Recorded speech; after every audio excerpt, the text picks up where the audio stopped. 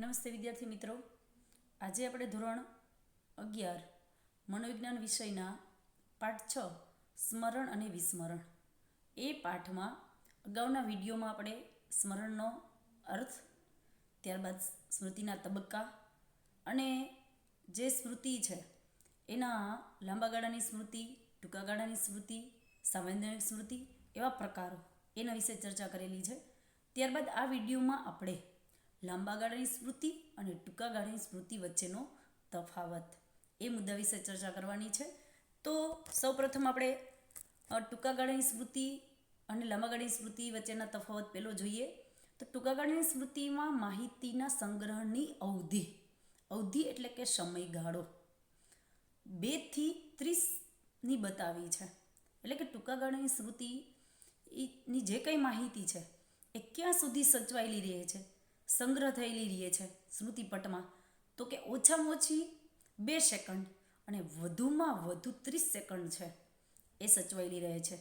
જ્યારે લાંબા ગાળાની સ્મૃતિ છે એમાં માહિતી સંગ્રહ કરવાની ક્ષમતા માટે કોઈ આવો સમયગાળો હોતો નથી.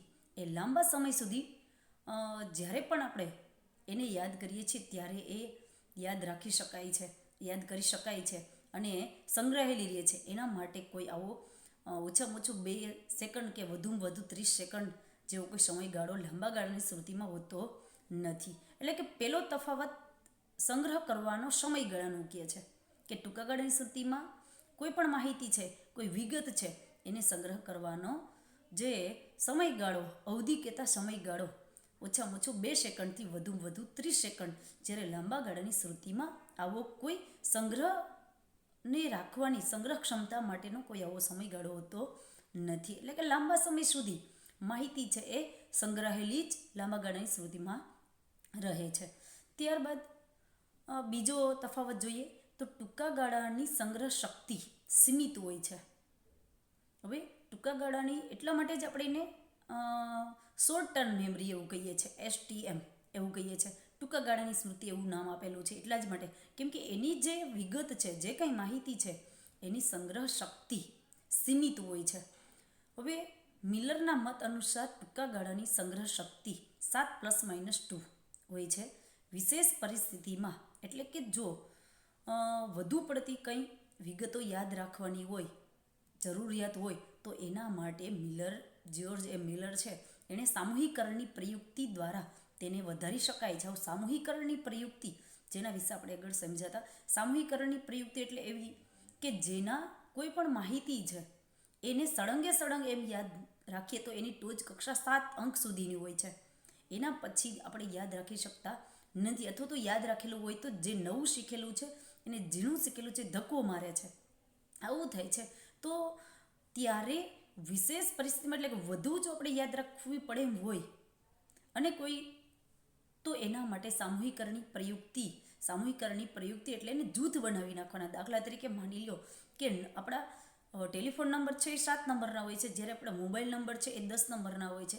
તો ટૂંકા ગાળાની સ્મૃતિની સંગ્રહ ક્ષમતાની ટોચ કક્ષા છે એ 7 અંક સુધીની જ હોય છે, વધુ એ યાદ રાખી શકે નહીં. ત્યારે એના વધુ યાદ રાખવાનું થાય તો એના જૂથ બનાવી નાખવાના. માની લો કે 2 અંક 2 અંકના જે જૂથ છે એ બનાવી અને પછી એને સરળતાથી યાદ રાખી શકાય. માની લો કે ABCDના 15 અક્ષરો છે, તો 15 અક્ષરોને આપણે એકી સાથે યાદ રાખી શકતા નથી, પરંતુ એ જ 15 અક્ષરોના 2 કે 3 જૂથ બનાવીએ છીએ ત્યારે એને સરળતાથી આપણે રજૂઆત કરી શકીએ છીએ, તો એને યાદ રાખી શકીએ છીએ. એટલે કે એ થઈ સામૂહિકરણની પ્રયુક્તિ. તો મિલરના મત અનુસાર ટૂંકા ગાળાની સંગ્રહ શક્તિ છે એ 7 ± 2 હોય છે.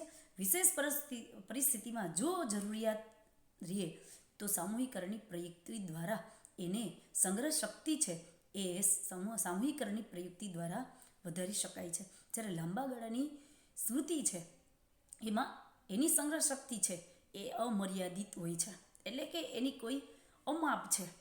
એટલા જ માટે એને લાંબા ગાળાની સ્મૃતિ એવું કહીએ છીએ, કેમ કે એના માટે કોઈ આવું સંગ્રહ ક્ષમતાનો કોઈ નિશ્ચિત માપદંડ નથી. એના પછીનો ત્રીજો આપણે જોઈએ તફાવત, તો ટૂંકા ગાળામાં, એટલે કે ટૂંકા ગાળાની સ્મૃતિમાં જે વિસ્મરણ થાય છે તેનો આધાર મોટા ભાગે સ્મૃતિ ચિહ્ન નાશ થવાને કારણે થાય છે. હવે ટૂંકા ગાળાની સ્મૃતિ છે એ વિસ્મરણ થાય છે તો એનો આધાર કોની પર રહેલો છે? તો કે ટૂંકા ગાળાની સ્મૃતિમાં જે વિસ્મરણ થાય છે એનો આધાર સ્મૃતિ ચિહ્ન છે, જે સાંવેદનિક એનો છાપ છે એ નાશ થવાને કારણે થાય છે. જ્યારે લાંબા ગાળાની સ્મૃતિમાં માહિતીનું વિસ્મરણ છે એ લાંબા સમય સુધી પુનરાવર્તન ન થાય તો જ એ થોડું ઘણું સંપૂર્ણ રીતે નાશ થતું નથી. સંપૂર્ણ રીતે વિસ્મરણ લાંબા ગાળાની સ્મૃતિમાં થતું નથી, પરંતુ ફરી પાછું પુનરાવર્તન ન થાય તો આંશિક એટલે કે થોડું ઘણું વિસ્મરણ થાય છે.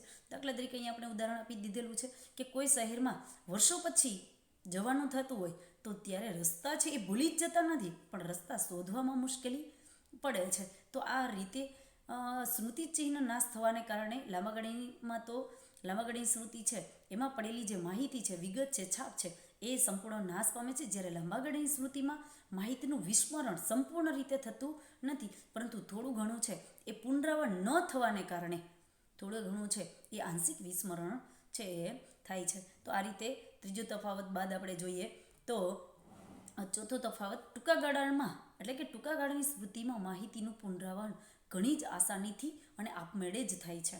તેથી વ્યક્તિ ટૂંકા ગાળાની સ્મૃતિમાં ખૂબ જ આસાનીથી માહિતી છે એ યાદ કરી શકે છે, કેમ કે એનો સમયગાળો, એની સમય અવધિ, જે સંગ્રહ શક્તિ છે એ પણ ઓછી છે. જ્યારે એનો સમયગાળો, માહિતી જે સંચય થાય છે એનો સમયગાળો પણ આપણે આગળ સમજાય એ પ્રમાણે 2 સેકન્ડથી 30 સેકન્ડ સુધીનો જ છે. એટલા માટે ફરી પાછું એને યાદ કર્યું હોય તો એ સરળતાથી યાદ કરી શકાય છે અને તરત જ યાદ આવી શકે છે. જ્યારે લાંબા ગાળાની સ્મૃતિમાં માહિતીનું પુનરાવહન કરવું હોય એ ઘણું બધું કઠિન છે. એટલા માટે કે ઘણો બધો સમયગાળો છે એ જતો રહે છે, ઘણી બધી માહિતી એમાં હોય છે, ત્યારે એનું માહિતીનું પુનરાવહન કરવા માટે ઘણી બધી સરળતાથી એને યાદ કરી શકાતી નથી. કદાચ આ જ કારણે લાંબા ગાળાની સ્મૃતિને વ્યક્તિ કોઈ વિશેષ પરિસ્થિતિમાં ઈચ્છે તો પણ યાદ કરી શકતી નથી. ક્યારેક એવું પણ બને છે કે ક્યારેક લાંબા ગાળાની સ્મૃતિમાં વ્યક્તિને કોઈ વિશેષ પરિસ્થિતિ ક્યારેક જરૂર પડેલી છે તો ત્યારે એ યાદ કરી શકાતું નથી, એવું પણ બની શકે છે. પરંતુ બાદમાં તે પોતાની મેળે જ કોઈ પણ ખાસ પ્રયત્ન વગર પુનરાવર્તન કરી લેતી હોય છે.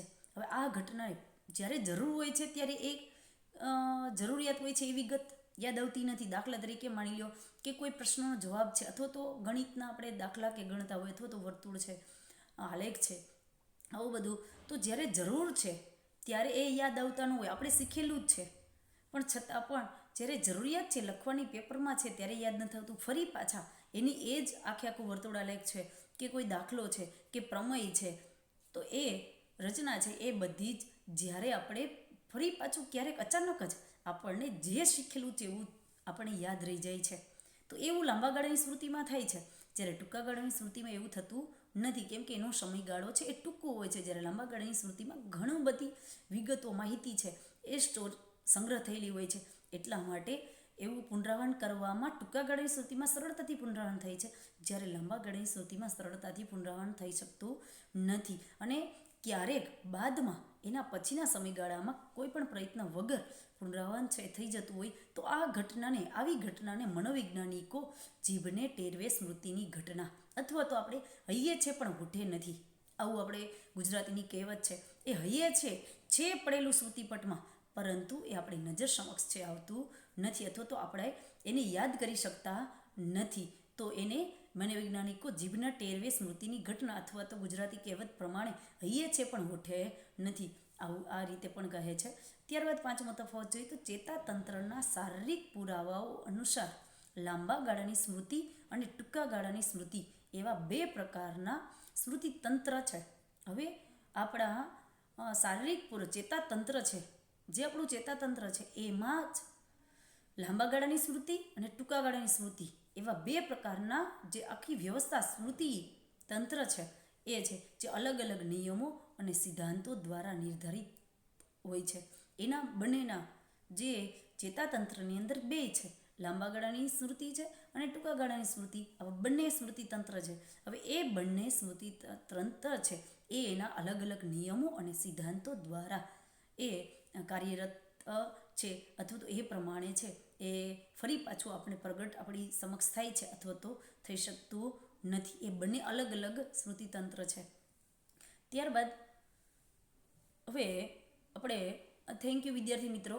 તો આ પ્રમાણે આપણે ટૂંકા ગાળાની સ્મૃતિ અને લાંબા ગાળાની સ્મૃતિ એ બંને વચ્ચેના તફાવતના 5 મુદ્દા છે એના વિશે સમજ્યા. ઘણી બધી સરળ વિગતો છે જેને તમે સરળતાથી યાદ રાખી શકશો. જે છેલ્લો 5મો છે એને તમે આપણા શરીર સાથે સંકળાયેલા છે, એમાં આપણા ચેતાતંત્રની અંદર બંને વિગતો છે જ જેને આપણે સમજ્યા છે. થેન્ક યુ વિદ્યાર્થી મિત્રો.